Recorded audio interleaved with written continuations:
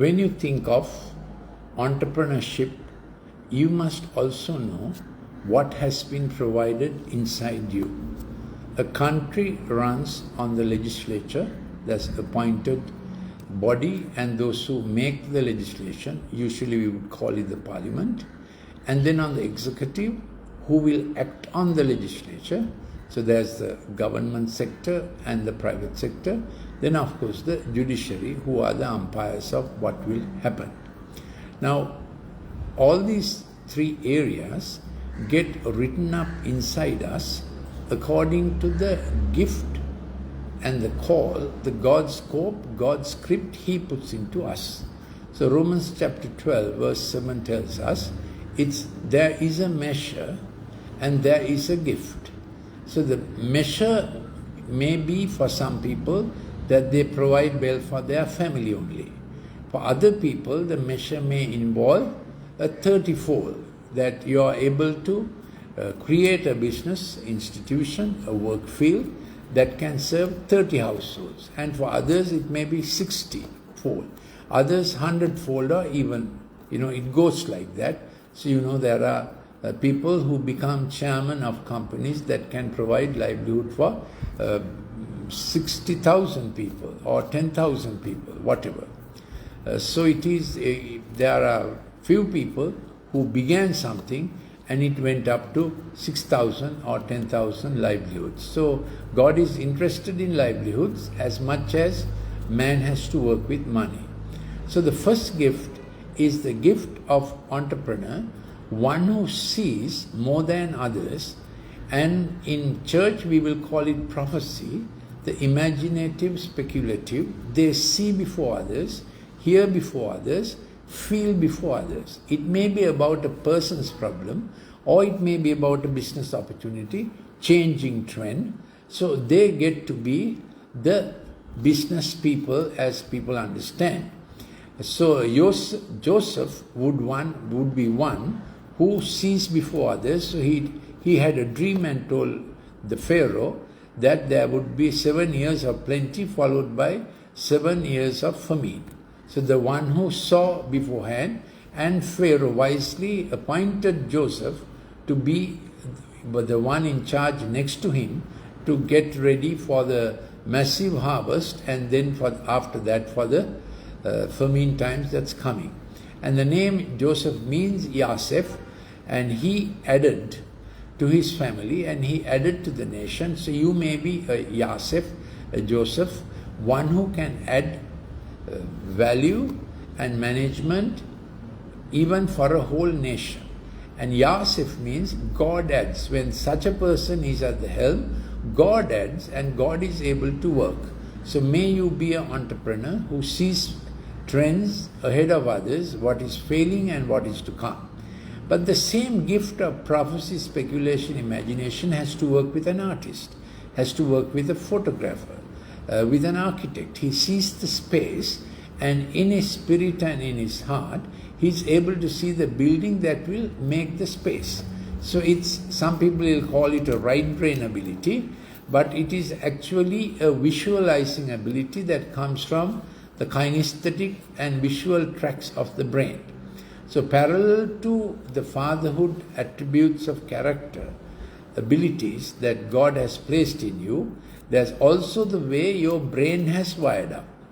I like to suggest, even from young days, if the child is not put on the screen, but is allowed to grow with building blocks and as children ought to grow, he will wire up his brain tracks according to the God scope inside him.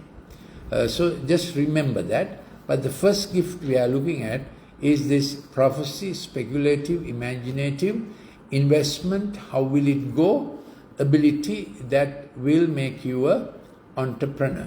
Similarly, that gift is needed for someone who is head of government. He has to see the trends. Head of business. Even a captain of a team needs to understand which bowler at which time. See ahead. So in many different fields, there is this see ahead, feel ahead, understand, hear before others. Ability is important for many, many different fields. even in agriculture and selling trends, which kind of crop may get the best harvest and which kind of crop may get the best profit, that is involved.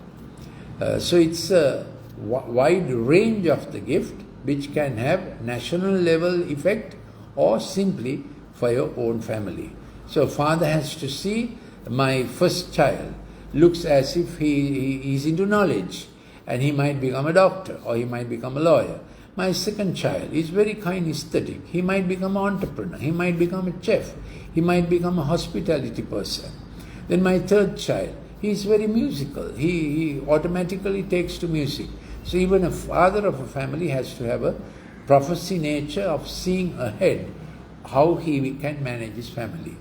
The second gifting kind, the fatherhood character ability, is diaconia.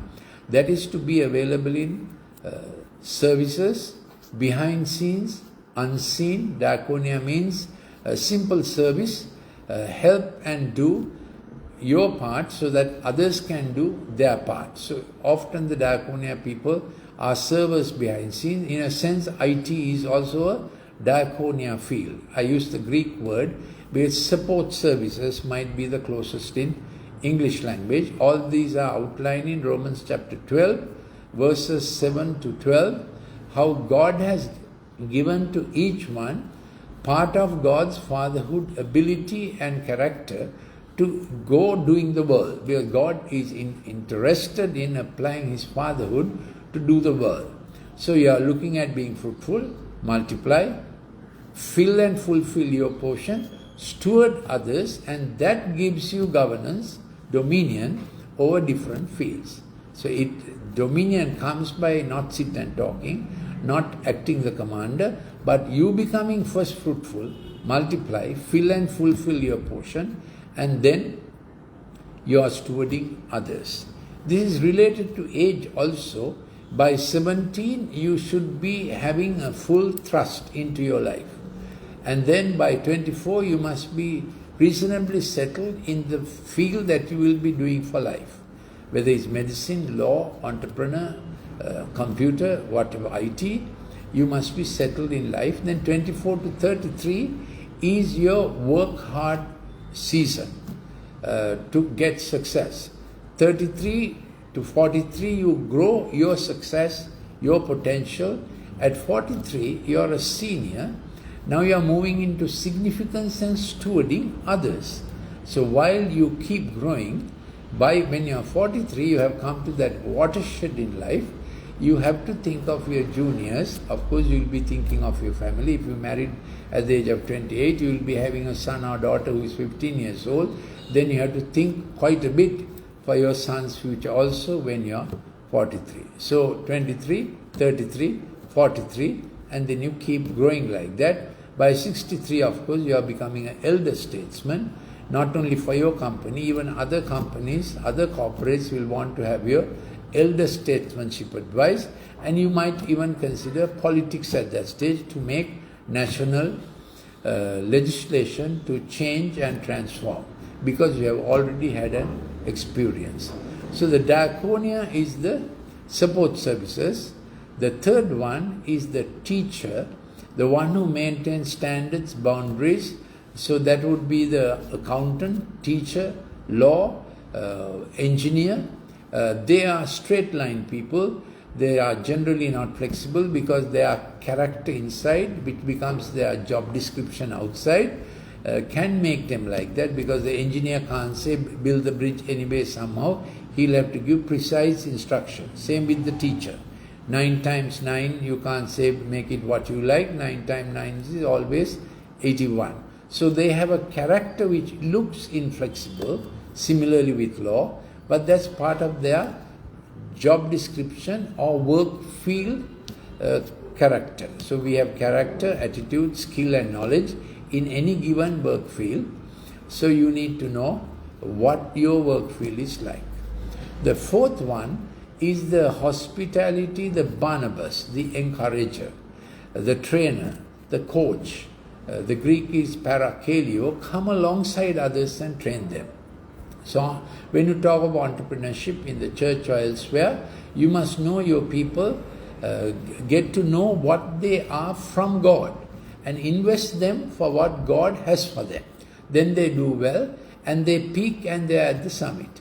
If they try to invest themselves in something else, when their inner structure is what they are, for instance, the child has entrepreneurship and parents want him to become a doctor because that is prestigious, the fellow will be miserable. So you need to know your child's or anyone else's inside God framework that produces the God scope and how they will walk it out in life. So the fourth one I was talking about is the Barnabas kind, encourager kind, the HR kind, the PR kind, and they can be deployed in many different work fields. The chef and the hospitality people also move into this kind, and now you will see that each character attribute has the strength side and the flip side. The first one, the entrepreneurial nature needs to know the measure. So if you have a annual turnover of 10 million, the next step may be an annual turnover of 30 million, 40 million. But from 10 million, if you want to jump to 100 million, that's a high jump you are attempting from your summit, because you have been at a small summit and you are surveying all you have, and you think of taking a jump that will crash. So people who see the possibility of the next must also know what the measure is, not to do a suicidal jump, so to say. Do it in measure. The support people, the diaconia people, they can get depressed saying we are working all the time, no one gives us credit, we are not seen. So leaders will be wise to give them visibility and thank them often, be appreciative, because they are doing not a thankless job, and you have to give them thanks, yes. The third kind is the teacher, the lawyer. I have already told them they need to know that they need to be flexible, they need to be smiling, and they need to be relational. Otherwise they can be very task-oriented. The fourth kind, the hospitality, relational people, they have to take guard of their morals, sexual side, because you rub shoulders closely, behind closed doors. Happy events can lead to sexual immorality as well. Anybody can get into sexual immorality, but obviously the coach, trainer, sports field and the hospitality field provides more space, opportunities, temptations for that kind of thing. Then the fifth one I would like to state is the leader. Leader is one who understands all these giftings, abilities, and he makes the platform, space and time for that person, because he has understood in which way that person can grow, what the measure is. So the leader sees that this person can be assistant manager, middle level manager, senior manager, this person will go up to be a director. So that's the leadership quality. You have to be diligent. You can't cut corners. Leaders are first to arrive and last to leave. That's the leadership quality. And you must appreciate as well as correct in right proportion. So leaders have much on their plate in all these fields to lead and cause it to grow. The sixth one are the money multipliers. They know how to invest money. They understand money trends. They make God's point of view is money must serve livelihoods. So any rich person, I would say, at least 50% of your extra income, what you can save, so to say, put into a multiplying thing where you can manufacture, industries, agriculture, employ other people. Rest of the 50% you can put into safe financial instruments or whatever. So let money work. So there are people who are gifted from God to make money to work. Easier thing and not so creative thing is to keep all your money in your bank or in financial instruments serving only yourself. But when you invest for manufacture, you are creating livelihoods, but you need the help of others for that. The seventh kind are the mercy people, the mercy character, hopefully doctors, nurses. The mercy field, the seventh division, mercy division, attends on people who get hurt from other fields. That's why you need a mercy field. There's always pain, there's always grief, maybe just grief, maybe not so reasonable grief, but you have to attend on the grief factor, the broken-hearted, those who fail the race, those who drop the baton. You can't kick them out, you can't will them out of existence, they are there. So they have to be mercy people, counselors who will sit with others, listen to their problems. Then of course doctors and health people have to be part of the mercy field, because their profession brings them near grief and pain all the time. So nursing, so this mercy field, don't ignore it. You may be one who is in the mercy field. Obviously mercy field people can't go looking for money there, though it can also be used for profit. So that's a bit of a tricky area. I hope this helps you. I am Dr. Lalith Mendis. This is about how entrepreneurship works in God's scheme of things, and how your spiritual life and your work life can have that balance. And of course we work with God who gives the increase. He is called the God of the harvest, God of the increase, because if we work with God, we will always have God on our side, God ideas, and God's sustenance into the things we have started. If you want any more clips of this nature for spirituality, reasons and science, you can give a WhatsApp, you can send a WhatsApp to +94 74 211 5011. If you need a consultation for your kids' digital problem, you can give a telephone call to 077 151 2801. I am Dr. Lalith Mendis.